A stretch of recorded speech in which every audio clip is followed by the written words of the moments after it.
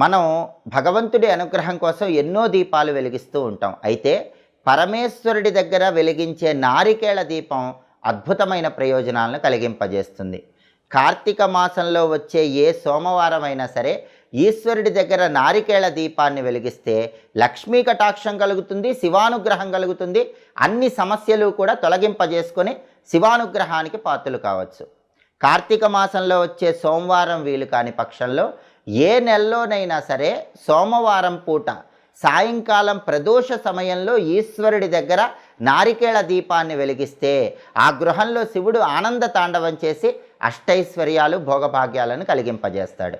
ఈ నారికేళ దీపాన్ని ఎలా వెలిగించాలంటే కార్తీక మాసంలో వచ్చే సోమవారం కానీ లేదా ఏ నెలలో వచ్చే సోమవారం అయినా సరే ప్రదోష కాలంలో సాయంకాలం పూట పరమేశ్వరుడి చిత్రపటానికి గంధం బొట్లు కుంకుమ బొట్లు అలంకరించాలి.